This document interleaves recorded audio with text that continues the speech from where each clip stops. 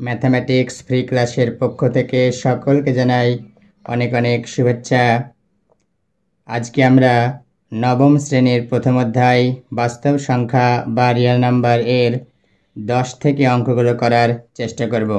তো দেখো 10-এর অঙ্কটা কি বলেছে, 0.2323322333332 এবং 0.212111211112 সংখ্যা দুটির মধ্যে মূলদ সংখ্যা লিখি।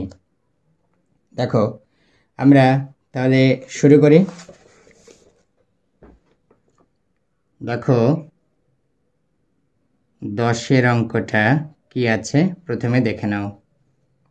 দেখো 0.233323332 এবং 0.2121211112 এর সংখ্যা দুটির মধ্যে দুটি মূলদ সংখ্যা, দুটি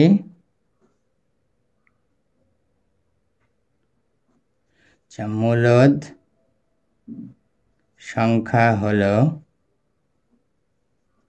দেখো এখানে সংখ্যাটি 0.23 এর বড়, এইটাও তাই 0.21 এর থেকে বড়। তা যদি আমরা বলি যে 0.23 এবং 0.21 দুটি মূলদ সংখ্যা হবে, তাও হবে। আবার 0.232 বলি তাও হবে, বা যদি 0.22 বলি তাও হবে। তাহলে আমরা কি লিখব, 0.23 ও 0.22। যদি অন্যভাবে লিখতে কেউ যে 0.21 তাও হবে। এক্ষেত্রে দেখো অন্য উত্তরও কিন্তু সম্ভব। আমি যে উত্তর দুটো নিলাম সেটাই যে হবে এইটা ঠিক নয়, অন্য উত্তরও হতে পারে। দেখো এবার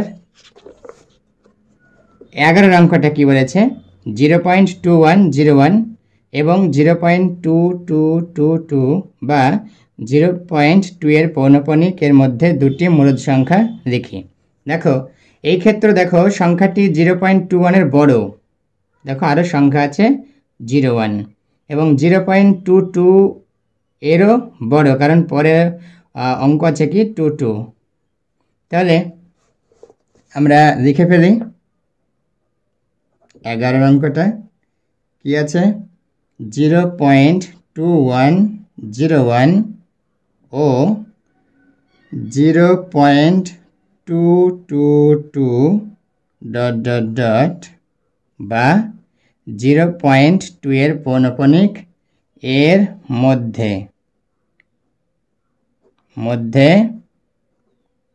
দুটি মূলদ সংখ্যা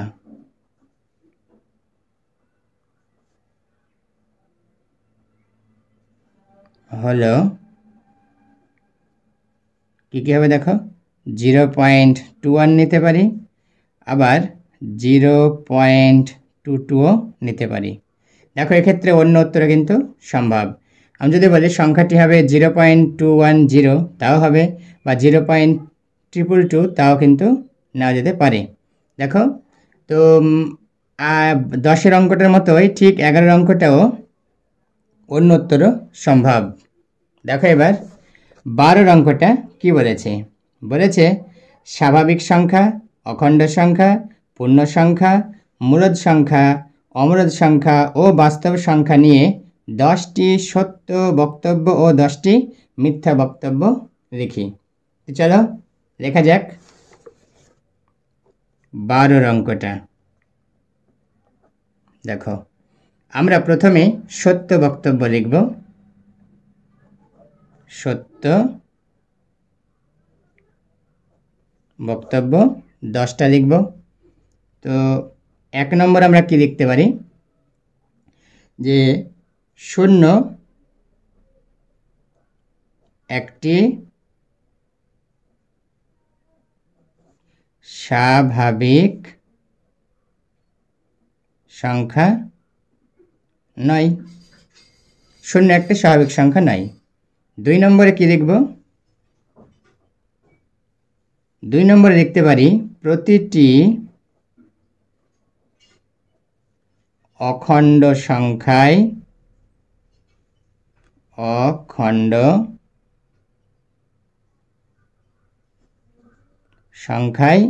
কি হবে? বাস্তব সংখ্যা হবে।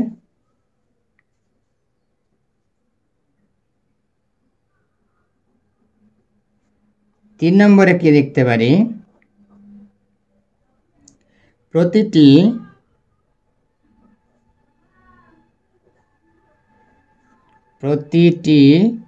স্বাভাবিক সংখ্যায়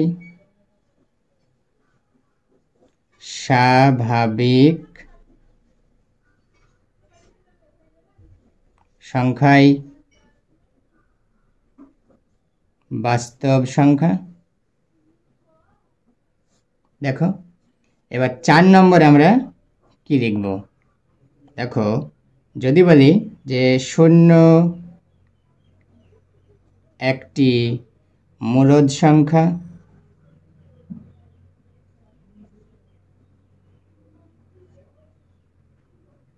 0 একটি মূলদ সংখ্যা। 5 নম্বরে কি লিখব? দুটি মূলদ সংখ্যার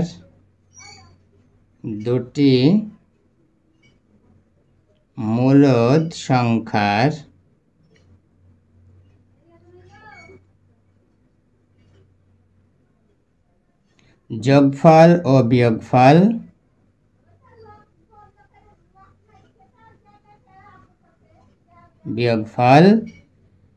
মূলদ সংখ্যা।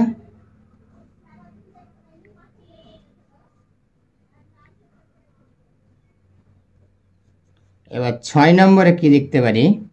দেখো দুটি মূলদ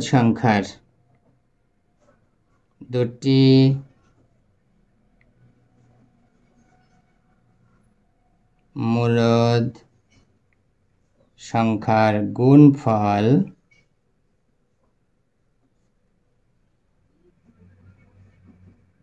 সর্বদা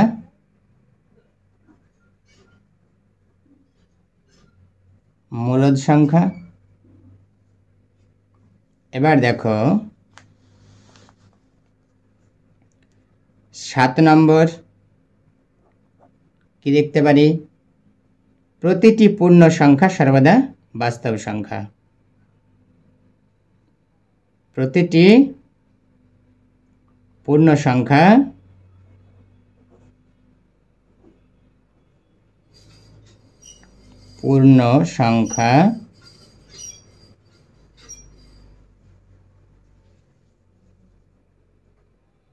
বাস্তব সংখ্যা। আবার আমরা লিখতে পারি 8 নম্বর লিখব যে প্রতিটি পূর্ণ সংখ্যা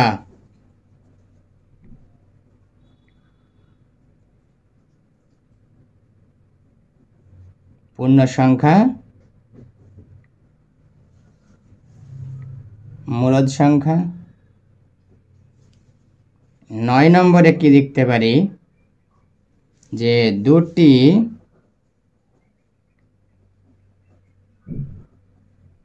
পূর্ণ সংখ্যার যোগফল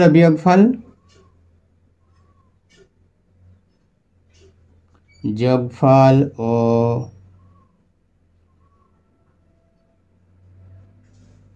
বিয়োগফল কি হবে? মূলদ সংখ্যা হবে।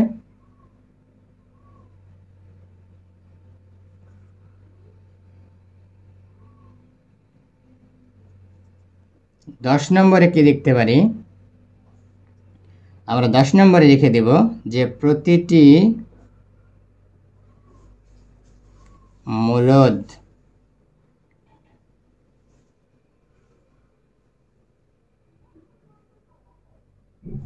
সংখ্যায় বাস্তব সংখ্যা। দেখো আমরা যে 10টি সত্য বক্তব্য লিখলাম সেগুলো আরেকবার দেখা যাক। দেখো 1 নম্বরে 0 একটি স্বাভাবিক সংখ্যা নয়। 2 নম্বর প্রতিটি অখণ্ড সংখ্যায় বাস্তব সংখ্যা।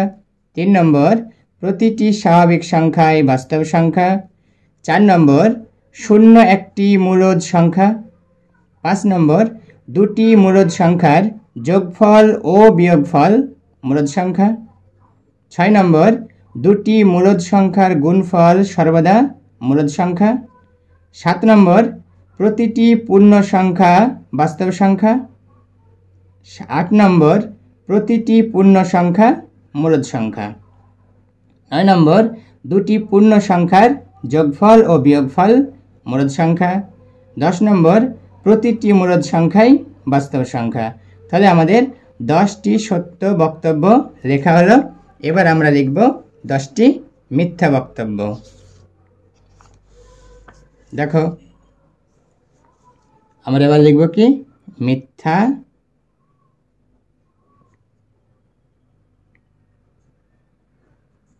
বক্তব্য। দেখো তাহলে প্রথমে আমরা কি লিখব,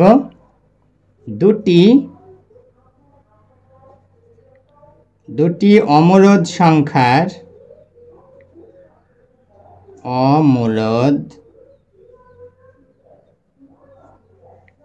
সংখ্যার গুণফল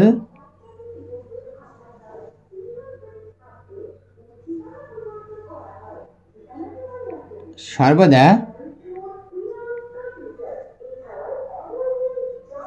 অমূলদ সংখ্যা। 2 নম্বর কি লিখব, যে √16 একটি অমূলদ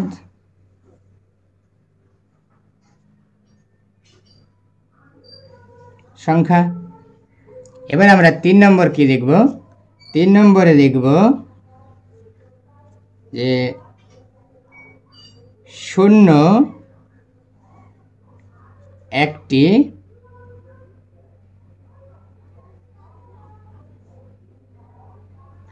স্বাভাবিক সংখ্যা। দেখো আমরা এবার 4 নম্বর লিখি।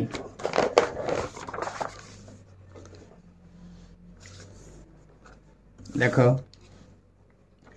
4 নম্বরে কি লিখব, 4 নম্বরে লিখব যে দুটি অমূলদ সংখ্যার যোগফল ও বিয়োগফল সর্বদা অমূলদ সংখ্যা। দুটি অমূলদ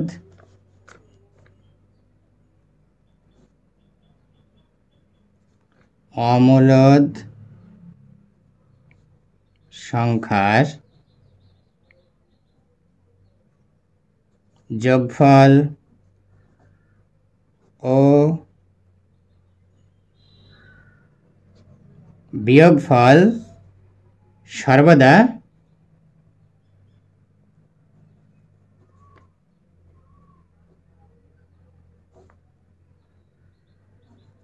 অমূলদ সংখ্যা। 5 নম্বরে কি লিখতে পারি,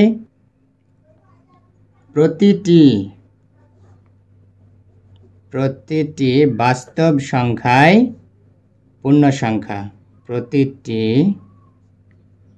বাস্তব সংখ্যায় পূর্ণ সংখ্যা। 6 নম্বরে কি লিখতে পারি, দেখো আমরা 6 নম্বরে লিখব যে প্রতিটি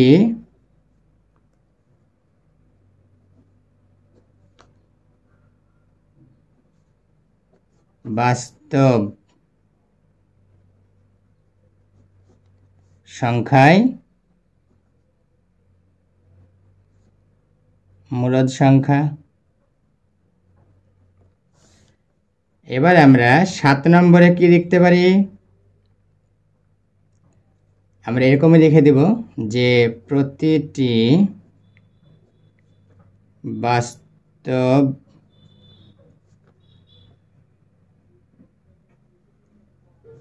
সংখ্যায় অমূলদ সংখ্যা। এবার দেখো আমরা 8 নম্বরে কি লিখতে পারি? 8 নম্বরে লিখতে পারি, ধরো -3 একটি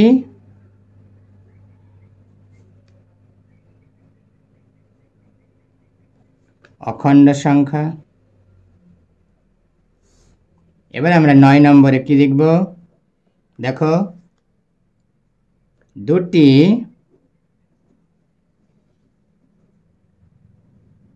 মূলদ সংখ্যার মধ্যে মানে মাঝে একটি মাত্র মূলদ সংখ্যা থাকে। 10 নম্বরে কি লিখব? একই রকম একটা মূলদ হবে, অমূলদ লিখব। দুটি অমূলদ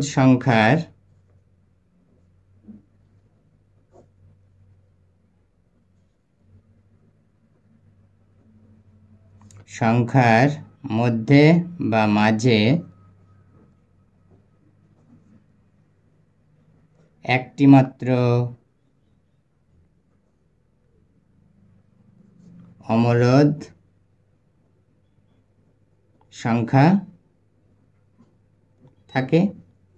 দেখো এই পর্যন্ত করলেই বক্তব্যগুলো, মিথ্যা বক্তব্যগুলো সম্পূর্ণ লেখাই যাবে। তবে আমরা একবার প্রথম থেকে দেখি। দেখো মিথ্যা বক্তব্য এগুলো শুনেই কিন্তু কেমন মনে হয়, মানে সত্য নয় তো, তাই দেখো এক একটা কি, দুটি অমূলদ সংখ্যার গুণফল সর্বদা অমূলদ সংখ্যা। দেখো দুটি অমূলদ সংখ্যার গুণফল কিন্তু কোনো কোনো সময় মূলদ সংখ্যাও হয়। যেমন ধর √3 কে √3 দিয়ে গুণ করলে আমরা 3 পাচ্ছি, তাহলে এখানে দুটি অমূলদ সংখ্যার গুণফল কিন্তু মূলদ সংখ্যা পেলাম। এটা কি বলে? দুটি অমূলদ সংখ্যার গুণফল সর্বদা অমূলদ সংখ্যা হবে, এই কথা বলেছে কিন্তু। দেখো এবার √16 একটি অমূলদ সংখ্যা।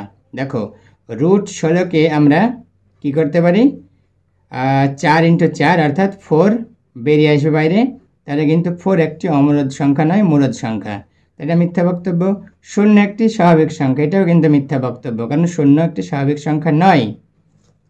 এবার দেখো 4 একটা কি বলেছে, মানে কি লিখেছি আমরা? দুটি অমূলদ সংখ্যার যোগফল ও বিয়োগফল সর্বদা মূলদ সংখ্যা। দেখো ধরো দুটি অমূলদ সংখ্যা √3 ও √3, এদের বিয়োগ করলে কি হচ্ছে? √3 - √3 0, কিন্তু 0 একটি কি মূলদ সংখ্যা, তাহলে এটা কিন্তু সর্বদাই হবে না অমূলদ সংখ্যা, মানে দুটি অমূলদ সংখ্যার যোগফল ও বিয়োগফল সর্বদা অমূলদ সংখ্যাটা মিথ্যা বক্তব্য। আমরা মিথ্যা বক্তব্যই লিখছি। এর 5 নম্বরটা দেখো, প্রতিটি বাস্তব সংখ্যাই পূর্ণ সংখ্যা। দেখো প্রতিটি বাস্তব সংখ্যা কিন্তু পূর্ণ সংখ্যা নয়। 6 নম্বর, প্রতিটি বাস্তব সংখ্যাই মূলদ সংখ্যা। এটাও মিথ্যা বক্তব্য যে প্রতিটি বাস্তব সংখ্যাই মূলদ সংখ্যা নয়। এবার দেখো 7 নম্বরে বলেছে, মানে লিখেছি প্রতিটি বাস্তব সংখ্যাই অমূলদ সংখ্যা, এটাও মিথ্যা বক্তব্য। 8 নম্বর লিখেছি -3 একটি অখণ্ড সংখ্যা। দেখো -3 কিন্তু একটি অখণ্ড সংখ্যা নয়। 9 নম্বর লিখেছি দুটি মূলদ সংখ্যার মধ্যে একটি মাত্র মূলদ সংখ্যা থাকে। এটা মিথ্যা বক্তব্য, কারণ কি? দুটি মূলদ সংখ্যার মধ্যে বা মাঝে অসংখ্য মূলদ সংখ্যা থাকে। এবার 10 নম্বর দেখো, দুটি অমরজ সংখ্যার মধ্যে একটি মাত্র অমরজ সংখ্যা থাকে না, দুটি অমরজ সংখ্যার মধ্যে অসংখ্য অমরজ সংখ্যা থাকে। তো আমরা মিথ্যা বক্তব্য এখানে লিখে দিয়েছি। দেখো এবার দেখো আমাদের এই যে পরের অঙ্ক চেষ্টা করব।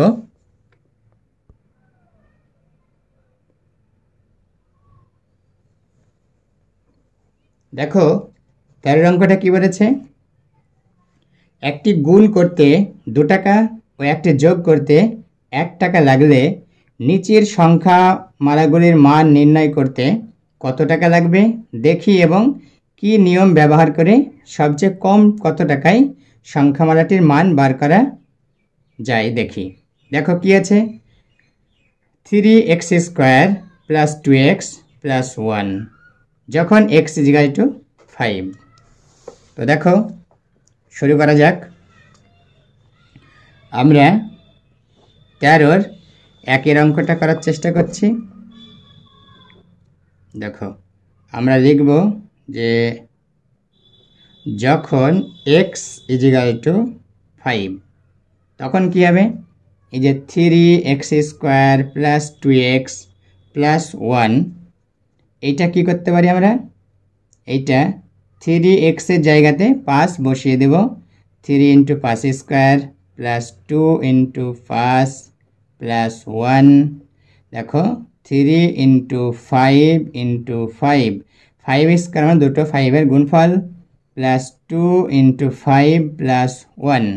দেখো এইখানে সংখ্যামালাটির মান নির্ণয় করতে দেখো 1 2 তিনটে গুণ এবং 1 2 দুটি যোগ করতে হচ্ছে। তাহলে আমরা লিখে দিব যে সংখ্যা মালাটির মান নির্ণয় করতে 3টি গুণ ও 2টি যোগ করতে হবে। অতএব মোট কত হবে, 3 × 2 প্লাস 2 × 1। কেন করলাম, কারণ ওখানে বলে দিয়েছে যে একটি গুণ করতে 2 টাকা ও একটি যোগ করতে 1 টাকা লাগে, তাই এখানে 3টে গুণ তাই 2 দিয়ে গুণ আর 2টো যোগ তাই 1 দিয়ে গুণ হলো। সমান সমান 3 × 2 = 6, 2 × 1 = 2, 8 টাকা লাগবে। দেখো এবার আমরা কি করব, এবার আমরা বিচ্ছেদ নিয়ম ব্যবহার করব। তাহলে লিখে দেব যে বিচ্ছেদ নিয়ম ব্যবহার করা হলে কি হবে, 3x square plus 2x plus 1 = আমরা x কমন আসছে এখান থেকে কমন নিব, তাহলে কি হবে ভিতরে 3x প্লাস 2 প্লাস 1। এবার লিখো যে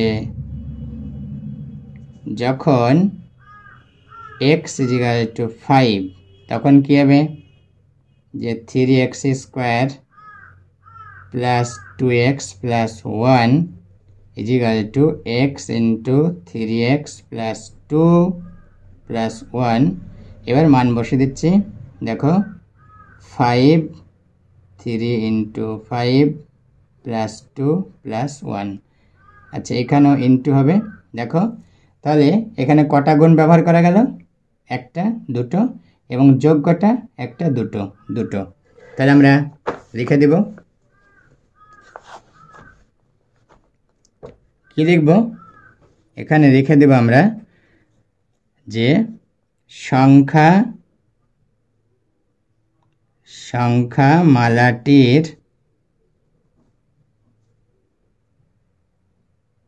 মান নির্ণয় করতে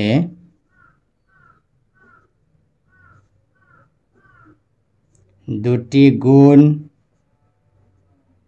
ও দুটি যোগ করতে হবে।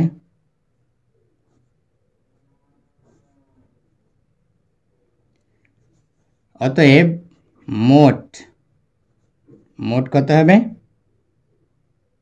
2 × 2 প্লাস 2 × 1, 2 দুগুণে 4, 2 একে 2, 4 আর 2 6, তাহলে 6 টাকা লাগবে।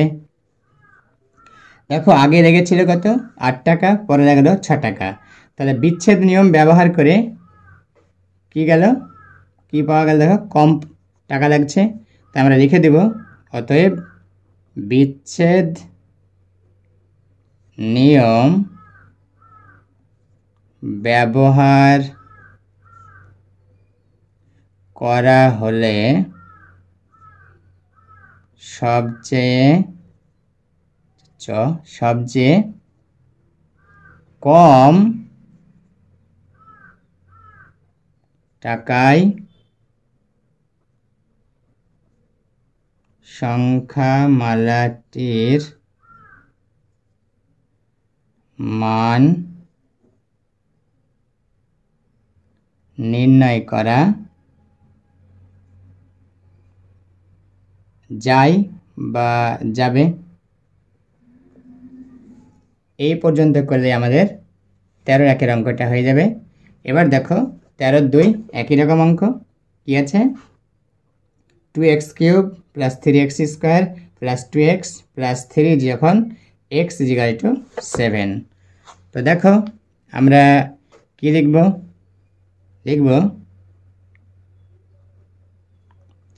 নম্বর দেওয়া হয়নি, দিয়ে দিই 13 2। তো যখন x = 7, তাহলে কি আছে? 2x³ + 3x² + 2x + 3 কি করা যাবে? এখানে কি কমন নেওয়া যাবে? দেখো কমন নিব না, এখন আমরা বিচ্ছেদ নিয়মে কমন নিব। তো দেখো এখানে জাস্ট মানটা বসিয়ে দিব, 2 × 7³ 3 × 7² + 2 × 7 + 3। দেখো 2 × 7³ মানে 3টে 7-এর গুণফল। তো 2 × 7 × 7 + 3 × 7² মানে 2টো 7 + 2 × 7 + 3। দেখো কটা গুণ ব্যবহার করা গিয়েছে?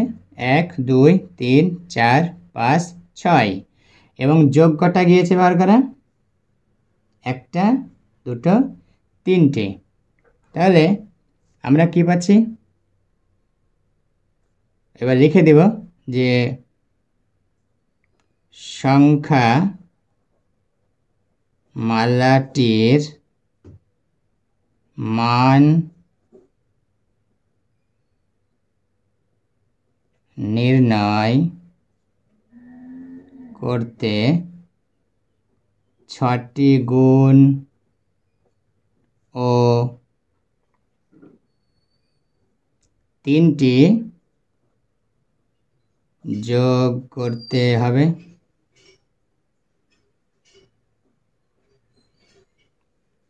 অতএব মোট বের করব। দেখো মোট 6 × 2 + 3 × 1 = 6 দুগুণে 12 3 15, তাহলে 15 টাকা লাগবে।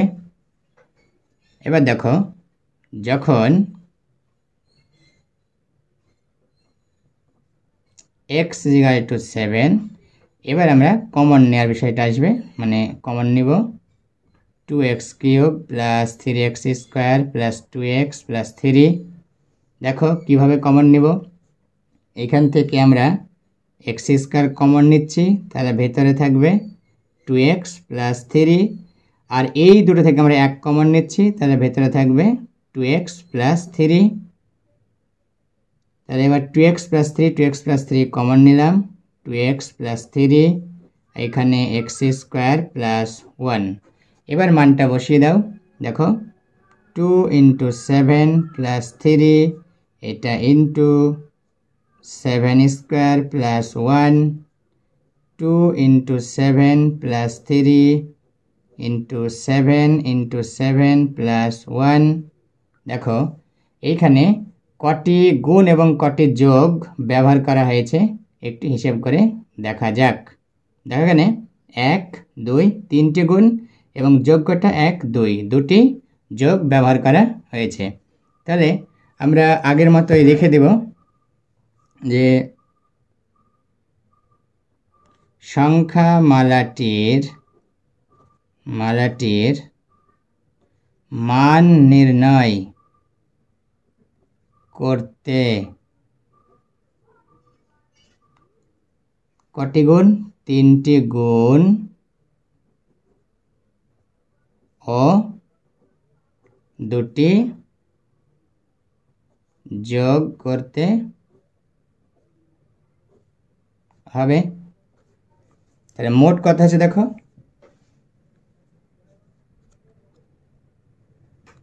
তাহলে অতএব মোট 3 into 2 plus 2 into 1 is equal to 3 দুগুণে 6 আর 2 একে 2, 6 দিয়ে 8 টাকা লাগবে। তাহলে এবার আমরা লিখে দেব যে অতএব বিচ্ছেদ নিয়ম ব্যবহার করা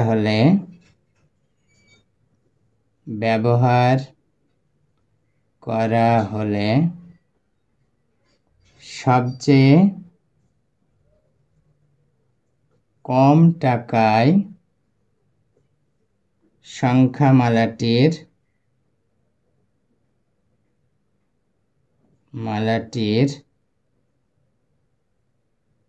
মান নির্ণয় করা যায় বা যাবে। দেখো এই অবধি করলে অঙ্কগুলো হয়ে যাবে। আশা করি প্রতিটা অঙ্ক তোমরা বুঝতে পেরেছ।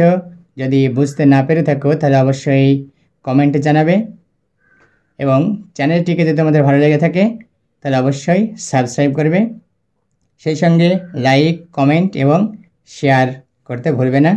ধন্যবাদ সবাইকে, ভালো থেকো প্রত্যেকে।